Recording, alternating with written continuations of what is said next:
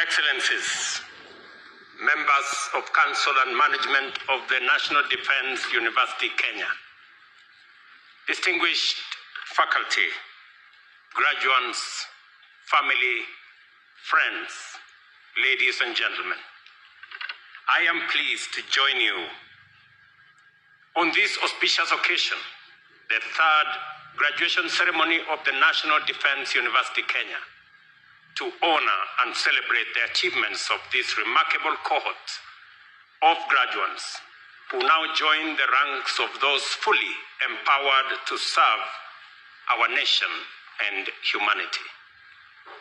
We are also gathered to reaffirm the ideals that define this university: excellence in education, service to the nation, and innovation through rigorous research in the pursuit of peace and security. This graduation comes at a fluid moment for our country and the globe. The pace of change is accelerating. The boundaries between traditional and evolving security threats are blurring. Our defense and security architecture is in constant flux. Rapid technological advancement, especially in artificial intelligence, are proving both a boon and a threat. These trends compel us to adopt agile, innovative, and adaptable strategic approaches across every sphere of national and international life, including our security architecture, our education policies, and the broader landscape of economic development. In these areas, flexibility, foresight, and disciplined creativity have become indispensable for national advancement. I am therefore proud that the National Defense University, Kenya, has distinguished itself as a dependable institution capable of undertaking sensitive research with far-reaching implications for our security and for our development. The work done here ensures that research-driven, data-guided, and evidence-based solutions inform national policy, strengthening our capacity to respond to rapidly evolving challenges with clarity and with confidence. I commend the University Council and management for their steadfast commitment to the research initiatives I have continued to assign from time to time. Studies addressing critical national concerns, including sustainable approaches to security in the North Rift, all of society's strategies addressing femicide, and the influence of fake news, misinformation, and disinformation on governance and leadership.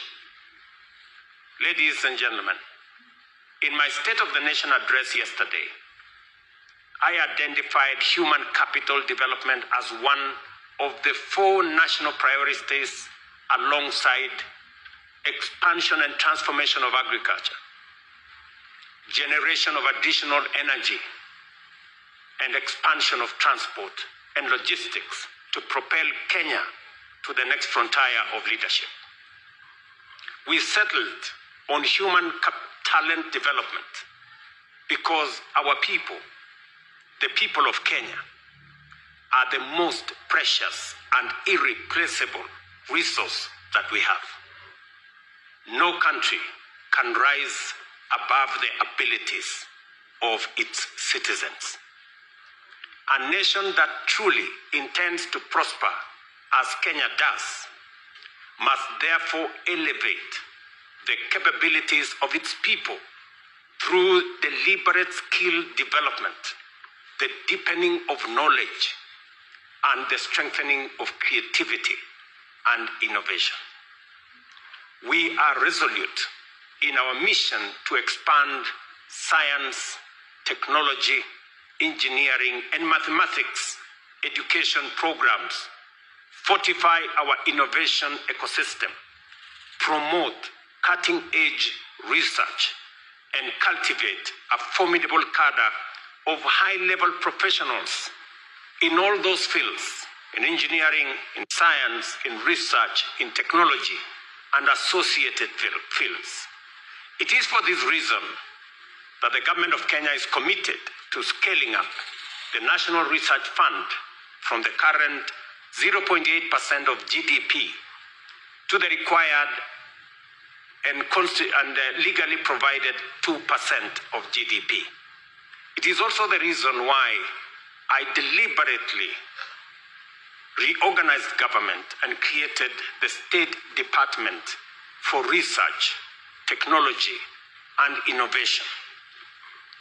This increased investment is essential to driving this vision and will ultimately raise our national research budget to close to R1 trillion in the next 10 years. Through this fund, we expect our universities to stand at the forefront of research, innovation, and technological development.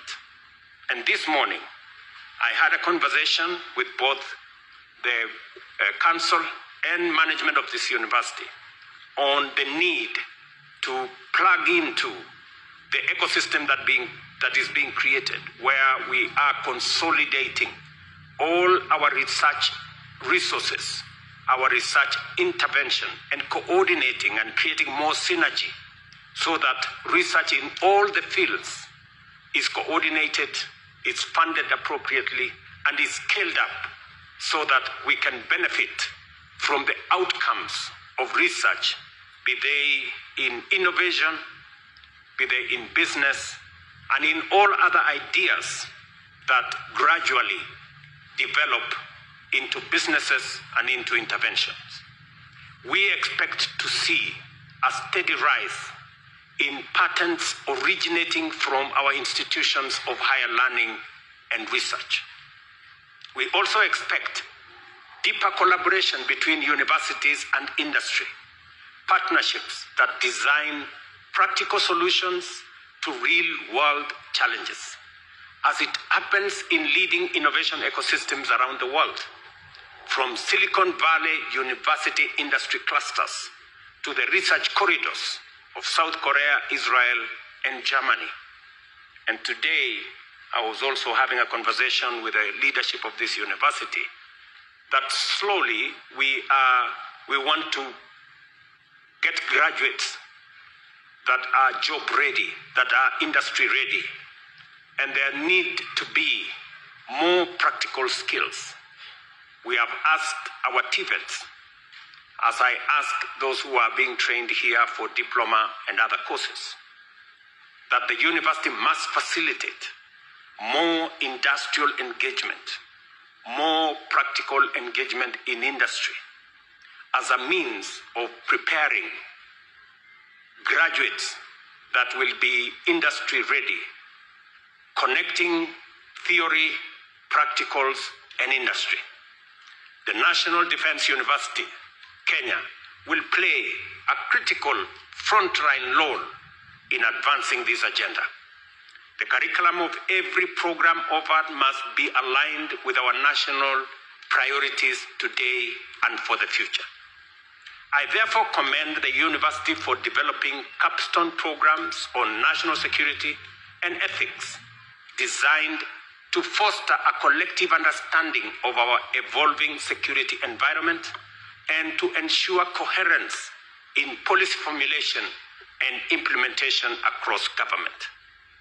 I take note, of course, of the different courses and the different engagements facilitated by this university and training of principal secretaries, cabinet secretaries, and other senior members of government to understand and to be part of our security architecture policy making that will facilitate not just the security of our country, but the progress of our nation. To the graduating class of 2025, you step into a world that is dynamic, interconnected, and full of opportunity. You have acquired critical skills that must now be applied in defending and advancing our nation. I urge you to use these skills, particularly in strategic and critical thinking, to confront and resolve the complex challenges that lie ahead of you. I urge you, just as I urge all Kenyans, to dream boldly and aspire greatly. Do not be content with the ordinary or the average. You are the visionaries of this generation, entrusted with the duty of actualizing Kenya's immense potential for greatness. Do not settle for less. I reaffirm the government's steadfast commitment to supporting the National Defense University Kenya in fulfilling its mandate. We shall continue to invest in research, in infrastructure, and training to ensure that this university remains a world-class institution of learning.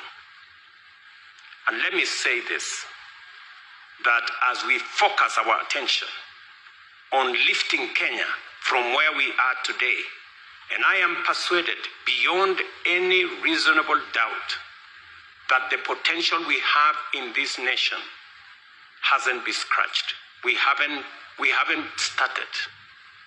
This country stands for much more greater than where we are today. And the priority areas that we are focusing on as a nation in making sure that we lay the firm foundation for our development of human capital.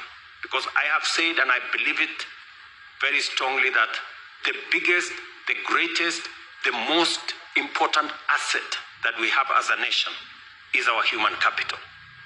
And to be able to tap into the potential of our human capital, we must sharpen it through education, knowledge accumulation, training, and making sure that we unlock the largest potential possible from our human capital, and translating ideas, knowledge, innovation into practical solutions for the challenges that we face today as a nation.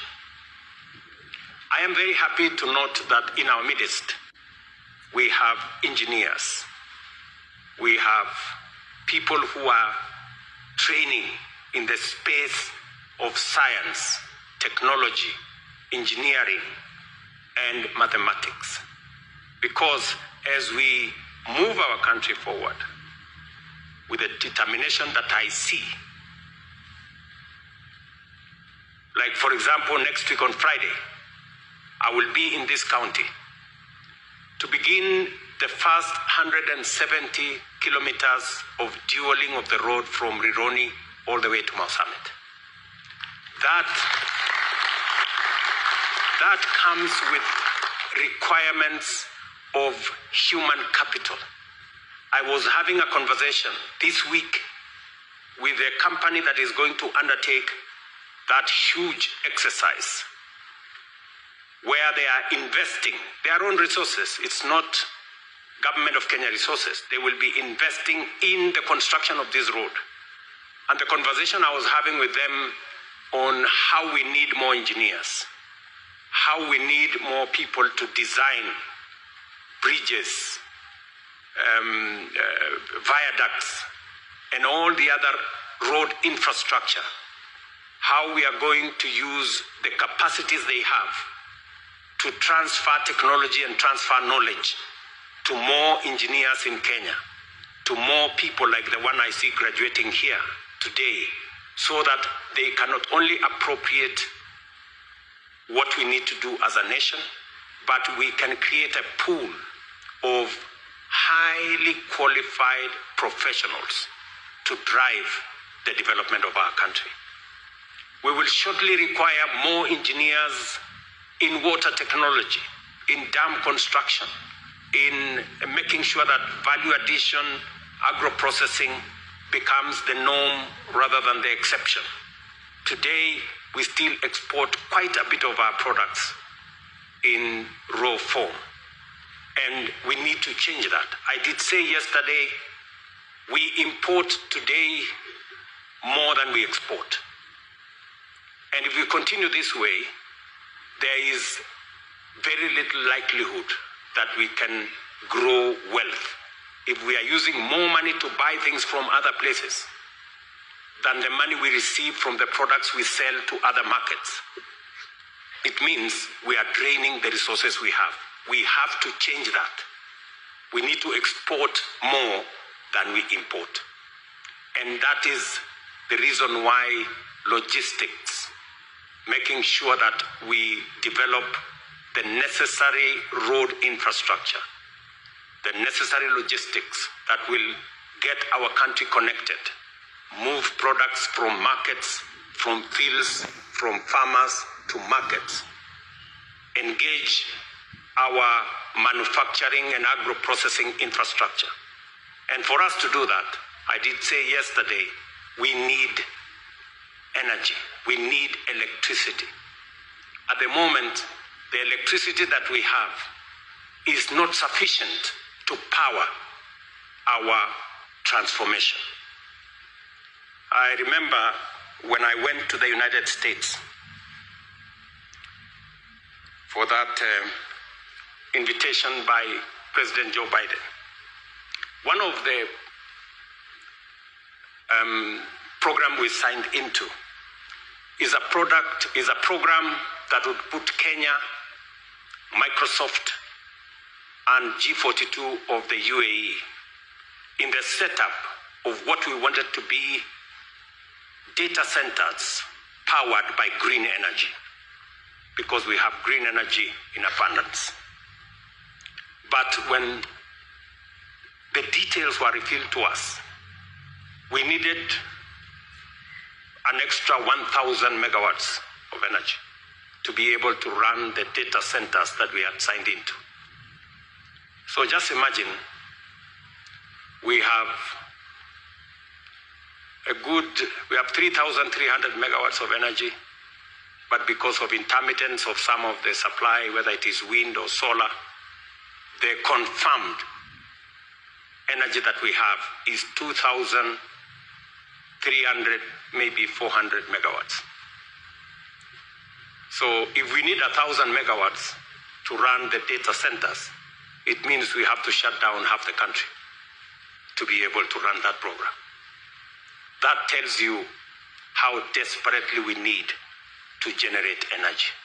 If we have to leverage on technology, on artificial intelligence, on data centers, because that is the future of our economy. That is where the world is going. And therefore, as a matter of urgency, we need to generate an extra 10,000 megawatts like yesterday. And I believe that all this is doable. And shortly, Kenyans will see the rollout of what I said yesterday, because we are behind time. Tumechelewa. So we need to catch up with those who are moving in the right direction. So this university has a very special place. All our universities, all our institutions of learning must appropriate their place. As I said yesterday, we are going to spend more resources in equipping our men and women, making sure that our schools, our colleges, our universities are properly funded. They have the necessary capabilities to train, to teach, and to educate the Kenyan population. It is the reason why I have increased the budget for education from close to 500 billion shillings to 700 billion shillings in the last 3 years, because education is important. Our training of human capital is important, because as I have said, no nation can grow beyond the abilities of its citizens. So if we have to move to the next level, we have to train, we have to get the men and women with the capacity to think, with the capacity to plan for our progress. So universities, colleges, I call upon you to appropriate your place, to take up your responsibility. Government of Kenya, we will raise the necessary resources. It is the reason why we have increased our university funding from about 45 billion shillings in 2022 to 82 billion shillings this year, because the training, the sharpening of our human capital is central to our development and our progress as a nation. And therefore, those of you who are graduating here today, I have told you that you occupy a very special place in shaping the future of our country. And each and every one of us must know that you have a contribution to make. Each and every one of us, from wherever you are, whatever the job you have, whatever your station in life, you have a duty, a responsibility to Kenya to make your contribution to the progress of our nation. It is not going to be a one-man adventure. It's not going to be a section or a sector. It's going to take all of us to pull together and move Kenya to the next level. I am very confident that we can do this in our lifetime. When we are here, we can do it. We can see a different Kenya when we are here. So, congratulations to the graduating class. You have our blessings, you have our prayers, you have our support as you step into your areas of responsibilities, as you step into your areas of expertise. Please do the very best. Work for whoever you work as though you are working for God. Do the best. Put your best, very best foot forward in everything that we do. And I believe that together we are going to succeed. Congratulations again. My very best wishes. Thank you for your attention.